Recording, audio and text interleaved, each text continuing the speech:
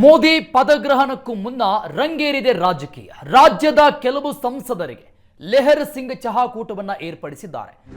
ಈ ಚಹಾಕೂಟಕ್ಕೆ ಮಾಜಿ CM BSY ಸೇರಿದಂತೆ ಅನೇಕ ನಾಯಕರು, ರಾಜ್ಯ ನಾಯಕರು ಆಗಮಿಸಿದ್ದಾರೆ. ಚಹಾಕೂಟಕ್ಕೆ ಆಗಮಿಸಿದ್ದಾರೆ ಮಾಜಿ ಸಿಎಂ ಬಿಎಸ್ವೈ. ವಿಶೇಷವಾಗಿ ರಾಜ್ಯದ ಸಂಸದರಿಗೆ ಲೆಹರ್ ಸಿಂಗ್ ಏರ್ಪಡಿಸಿರುವಂತಹ ಚಹಾಕೂಟ ಇದು. ಮಾಜಿ ಸಿಎಂ ಬಿಎಸ್ವೈ ಈ ಚಹಾಕೂಟದಲ್ಲಿ ಭಾಗಿಯಾಗಿದ್ದಾರೆ.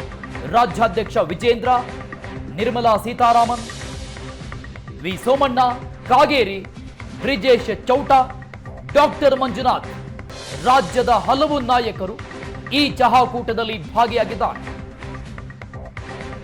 ಒಂದು ಕಡೆ ಮೋದಿ 3.0 ಪದಗ್ರಹಣ, ಮತ್ತೊಂದು ಕಡೆ ಕ್ಯಾಬಿನೆಟ್ ಸರ್ಕಸ್.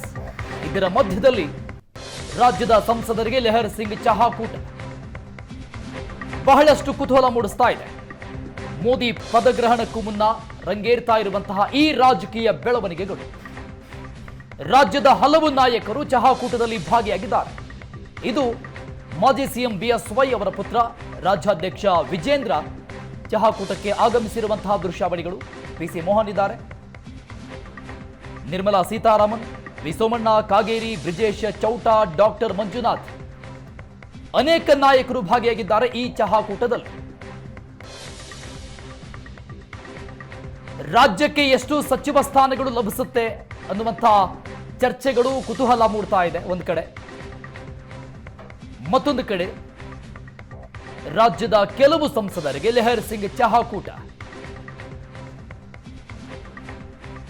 ಮೋದಿ ಪದಗ್ರಹಣಕ್ಕೂ ಮುನ್ನ ಕೆಲವೊಂದಿಷ್ಟು ರಾಜಕೀಯ ಬೆಳವಣಿಗೆಗಳು, ಈ ಮೂಲಕವಾಗಿ ರಾಜಕೀಯ ರಂಗೇರುತ್ತಾ ಇದೆ ದೆಹಲಿಯಲ್ಲಿ.